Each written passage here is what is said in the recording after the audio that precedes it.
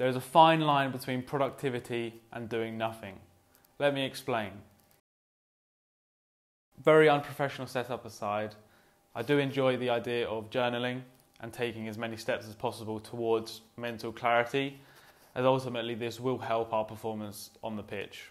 Saying that, I am going to try and keep this video as simple as possible, because if you do let it, journaling can become way too overcomplicated and time consuming, which will obviously lead to unproductivity. In this video, I'm going to be talking about my experiences journaling. I've been doing it on and off now for about 2 years, going from one extreme to the other, which is the first lesson that journaling taught me, that balance is crucial.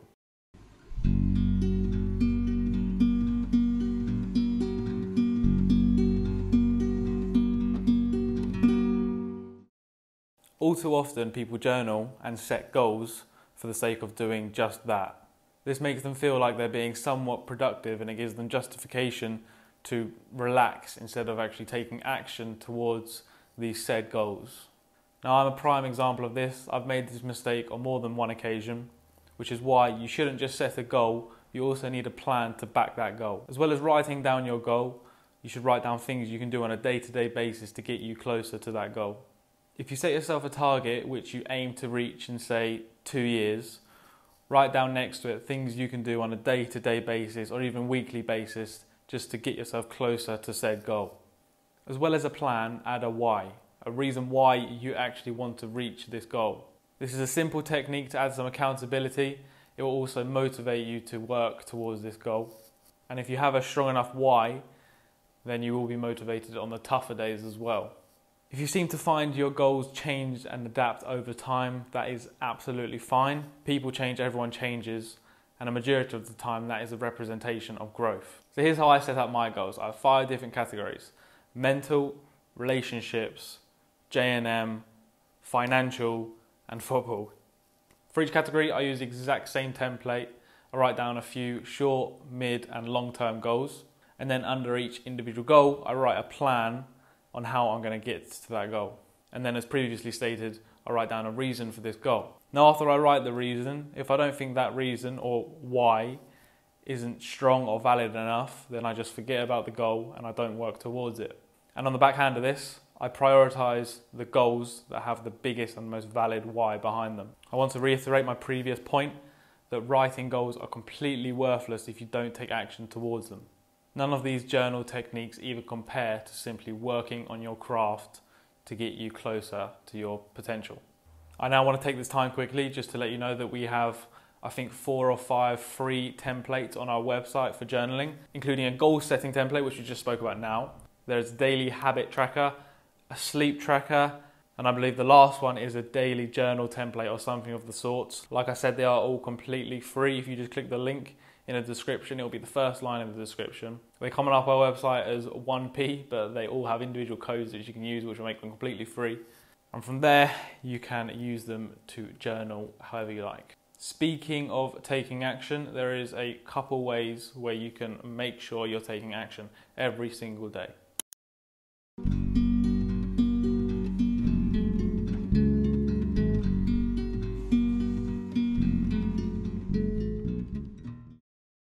Tracking habits has proven to be very effective for me in the past. It has added accountability and kept me focused time and time again. It also makes you realise how tough it is to build habits and how powerful them habits can actually be in the long term. So here's how I set it out. I use a monthly template and I write down some habits I want to track on a day-to-day basis. I then tick them off every day or every other day, just depending on how busy I am and if it comes into my mind essentially. This method is simple and it is very effective, and I don't have anything really negative to say about it. Unless you go out of your way to try and track a habit that isn't really effective and doesn't do a lot for you other than wasting your time. Now, despite saying I have nothing negative to say about this, this method can work very well for the average Joe, but we're athletes. So if your name is Joe, you might as well just stop watching this video right now. But being an athlete, one of the most important things is listening to your body every single day. So for example, if you set yourself the target to work out every day, but then one day you feel very tight or in pain or something, it's good to either miss out a session, change it out for a lighter session, or just do some activation or something of the sort. So if you do decide to track your habits as an athlete, I do think The number one habit you should track and the one you should prioritize is listening to your body. If you do that successfully every single day, it will benefit you in so many ways in the long term. And if you do miss a workout, it may not look great on your habit tracker because you won't tick it off, but in the long term, if you're listening to your body, it will be more beneficial for you as an athlete. And if you do this successfully over a long period of time, it will get you closer to being in flow state. And if you're not sure what that is, that's a whole nother subject for a whole nother video. If you hadn't noticed, for a majority of this video, I've been talking in the past tense. That's because most of these techniques that I've been talking about, I no longer use. That's because I simply took journaling too far and it slowly took over my life. So I needed a reset.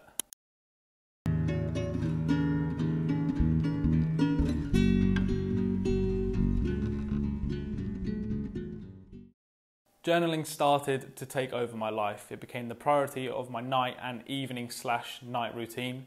I would write down anything and everything I could think of, which isn't necessarily a bad thing for the most part. But what if, instead of spending all those hours writing potentially pointless things, what if I simply took action towards my business and football? You could make the opposite argument though. Would I still be running this business I run now if I never bought my first journal and wrote down the plan for that business? Moral of the story is, contemplating on what ifs will get you nowhere. We make mistakes, we focus on the wrong things, we realise we made the mistake, we learn, we get better, and we repeat. Over time, as I realised this started taking over my life, I became less and less interested in it. I started tracking habits less and less, and I simply started working more instead. And eventually I got into a rhythm with my work. I woke up at 6 a.m. consistently, I never checked my phone in the morning, and I just worked for a majority of the day, every single day. And this was productive for a while. And then I started to think, did journaling even help me? Did reading all them self-improvement books even teach me anything? Which brings me back to chapter 1, balance.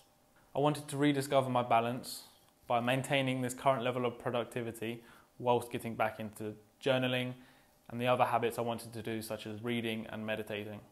So I did just that. I started picking up meditating, reading, journaling every single day until it slowly took over my work and became a priority again. So I reset yet again. On May the 18th of this year, I realised that it took over my life and I got annoyed and I started writing in my journal, ironic, in a very aggressive way, just writing about how the things I'm doing now is a waste of time, as that's what I thought at the time. I told myself I'd work more and not waste my time on habits like meditating, reading and writing and whatnot.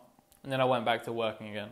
Since then, I have found my balance. I no longer track habits because all the habits I actually want to do on a day-to-day basis, I do naturally without even having to think about it. I'm a footballer first and then I'm a business owner second, so I always hold myself accountable. And instead now, I simply use my journal for whatever I want. I use it to write down whatever I want. I use it to design training drills. I estimate investments or potential investments. I write down business plans and potential movements within my business. And then I use it as a journal if I don't have access to the internet or my computer, because we have gone completely online with J&M. By using Word documents and Excel, this allows us to run our business as productive as we'd want to. So this way I can prioritize football whilst running my business exactly the way I want to.